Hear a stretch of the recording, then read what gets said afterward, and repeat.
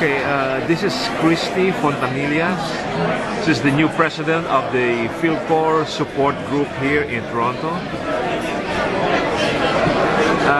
Christy, I understand that you're the new president of Philcor. Ano ba yung Philcor? Can you explain that? Philcor support group is Philcor is Filipino and core is in solid because it's a support group. So ano ginagawa nyo? We're supporting mostly caregivers, lalo yung may mga problema sa mga papers nila, sinusuportahan namin. Yung mga walang employer, hinahanapan namin. Kasi mostly ng mga employers, kasi alam nila na may organization kami, so sa amin sila lumalapit. So yung mga mga caregiver na walang trabaho, nire-refer namin din sa mga employer na yun. So yung Philcor is advocating for caregivers? Yeah, mostly caregivers. Okay, ganong kalaki ba yung Philcor? As of the moment, may 1,100 plus na kaming members, pero kasi nga mga caregivers come and go. Kasi pag na-receive na nila yung open permit nila or PR nila, naghahanap na sila ng iba nilang, kukunin na nilang pamilya nila. So naghahanap na sila ng ibang trabaho, nag-iiba na yung level ng career nila. Pero pag may mga big event naman ng Philcor, nandiyan pa rin sila para mag-support sa amin. Yung bang Philcor dito lang sa Toronto? No. Ang Philcor kumbaga pinanganak sa Durham. Pero ngayon, may mga members na kami ng Thornhill. Meron na rin kami sa Milton, sa Oakville. Mostly sa Durham and sa Toronto marami na rin kami. Yung mga lugar na yan, marami mga Pilipino ba dyan? Yeah, marami mga Pilipino. Okay. And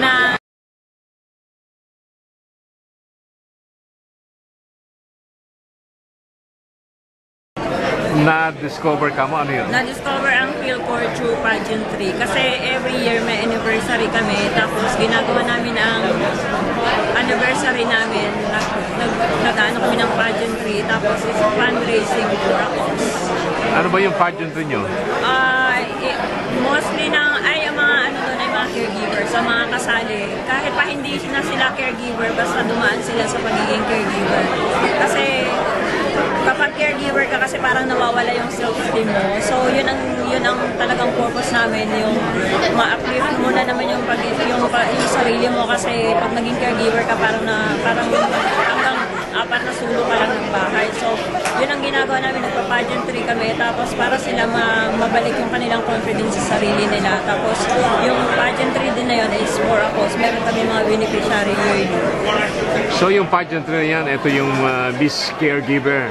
Every year meron ganyan. Miss Caregiver. Kami talaga ang Miss Caregiver talagang kami ang nag-found naman. Nag-umpisa niyan? Yeah. So ilang taon na yung Miss Care? We're in the 9th year na. 9th year? Yeah. Ano ba yung fundraising nyo rin or what? Every year, iba-ibang beneficiary namin.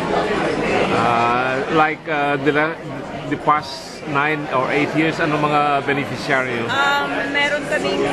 Meron kami mga yung may sakit na cancer, nagbibigay kami ng donations, nagkaroon ng sa Baguio sa Pilipinas, nagpadala kami ng mga boxes ng mga relief goods tsaka mga damit. And last year, ang beneficiary namin is cancer patient. Siya ng kidney transplant. Tapos this year is yung school ng Dumaguete, yung elementary school. Kasi na-wash out sila during the typhoon syndrome. So, yung principal nila is kausap talaga namin. At kami ang nagbigay kami ng pondo para maipagawa yung washroom ng mga bata.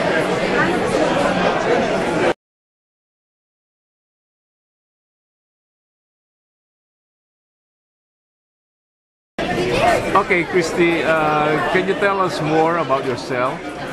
Okay. I'm a mother too. They are grown up already, 16 and 14. And they are still back home in the Philippines. Tapos, sa Pilipinas pa lang kasi, I was already in the organization. Ako ang president ng mga third year or fourth year high school. Basta nandun pala sa Pilipinas, nandun na yung puso ko na tumulong, na mag-lead. Tapos pagdating ko na nagtrabaho din ako sa Israel kasi medyo magulo naman doon. So, dinaan ko naman siya sa pagsusulat. Yung para mailabas ko yung ano ko sa mga tao. Tapos pagdating ko dito sa Canada, since naging open naman dito, lahat ng kalayaan is okay lang.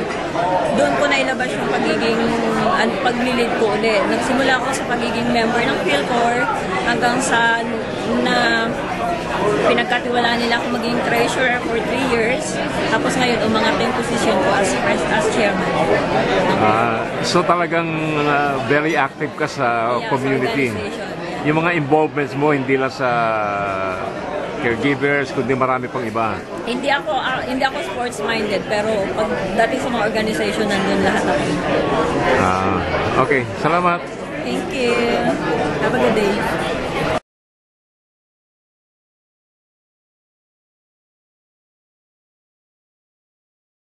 For her volleyball anthem. By the way, she's a varsity of volleyball. That's true.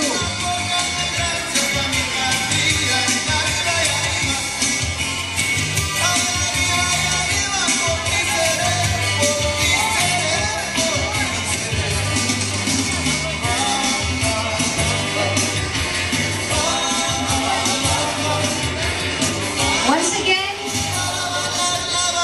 Miss Christy Fontcamillas.